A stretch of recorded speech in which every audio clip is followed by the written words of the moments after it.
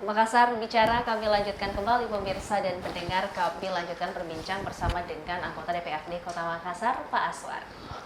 Baik Pak, di segmen ini saya ingin menanyakan Pak seputar reses yang sejak 1 Desember kemarin sudah dimulai ya Pak ya di DPRD Kota Makassar. Seperti apa berjalan Pak? Ya, alhamdulillah reses ini sementara. Jadi batas akhir masa reses itu hari ini. Tapi sebagian memang ada yang mengerjakan lebih cepat. Seperti saya kemarin selesai reses saya. Ini reses pertama untuk tahun 2023, walaupun dikerja di tahun 2022. Karena anggota Dewan DPRD Kota Makassar itu dilantik bulan 9. Bulan 9 2019. Reses pertamanya itu di bulan 10 atau bulan 11 pada saat itu. Jadi itu reses pertama untuk tahun 2020. Kami pun sekarang reses pertama untuk tahun 2023. Dapil Anda di mana, Pak? Dapil Panakukan Manggala. Panakukan Manggala. Ya, Kecamatan Panakukan dan Kecamatan Manggala. Alhamdulillah reses berjalan dengan lancar. Animo masyarakat untuk hadir di reses juga luar biasa. Ya. Apa keluhan atau aspirasi yang disampaikan oleh masyarakat Pak di titik-titik reses Anda sendiri? Banyak, tentunya banyak, tapi rata-rata mereka pertama mengeluhkan usulan mereka yang belum dikerja, itu yang paling banyak. Ya, dia bilang sesa jiki mengusulkan, ya, tapi belum dikerja-kerja misalkan. Nah, ini menjadi kendala juga dan jadi peringatan buat anggota dewan dan pemerintah kota tentunya. Hal apa ya. itu Pak kalau boleh tahu? Ya, banyak penyebabnya menyebabkan bisa tidak terkerja, misalkan usulannya tidak masuk dalam skala prioritas. Misalkan ada yang meminta jalannya dikerja karena potensi banjir.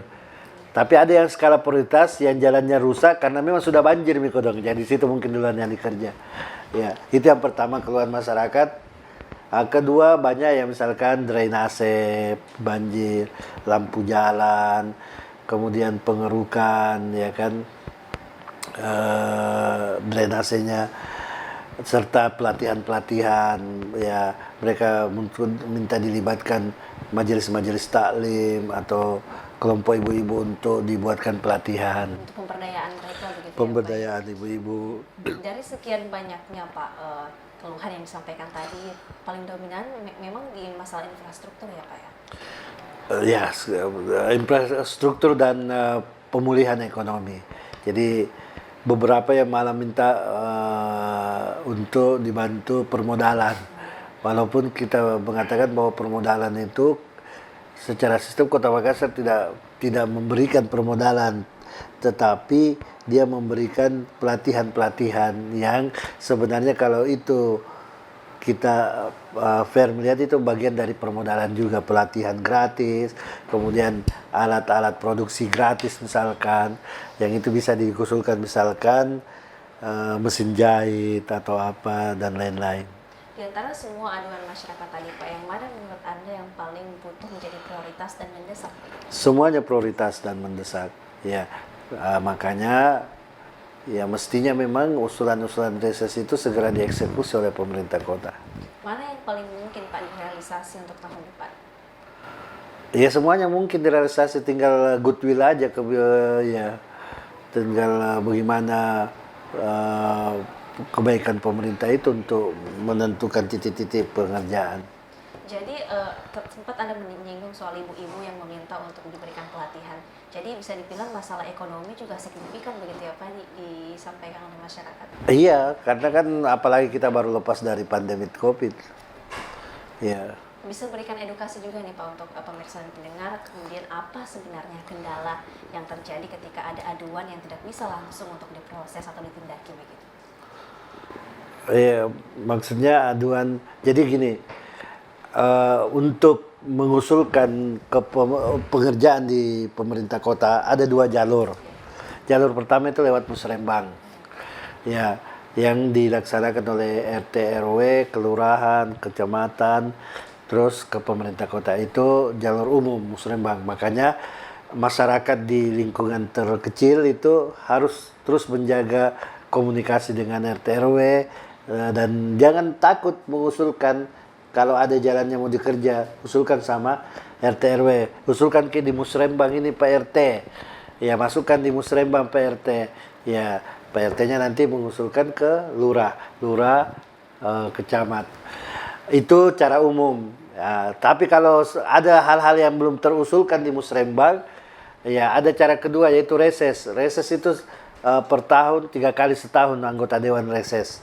Ya, 3 kali itu bisa disampaikan pada anggota dewan pada saat reses. Iya. Atau langsung ke anggota dewannya. Nanti anggota dewannya input di kolom kolom permintaan aspirasi di kolom aspirasi reses. Jadi misalkan ada warga yang tidak sempat hadir reses. Ya. Tapi dia punya usulan, dia bisa hubungi anggota dewannya untuk diusulkan masuk dalam kolom aspirasi reses. Terkait dengan sejalan dengan itu Pak, ancaman resesi nih khususnya untuk di ekonomi kita di Kota Makassar, apakah itu juga menghantui masyarakat selama reses kemarin atau ada sesuatu yang signifikan disampaikan? Kalau menghantui mudah-mudahan tidak. Ya, karena kan rasa takut itu kalau terlalu sering dimunculkan. Tapi so far so good saya lihat perputaran ekonomi di Makassar cukup bagus ya. Mungkin nanti dilihat lagi data surveinya, tetapi penglihatan kasat mata saya cukup bagus pergerakan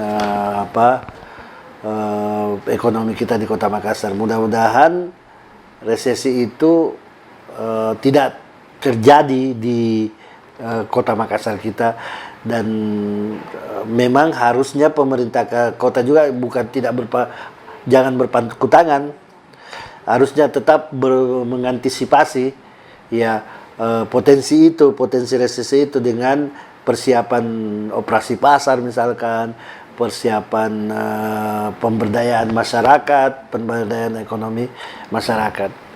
Seperti pemberdayaan UMKM juga. Iya, tentu itu termasuk ya, UMKM kan bagian dari masyarakat.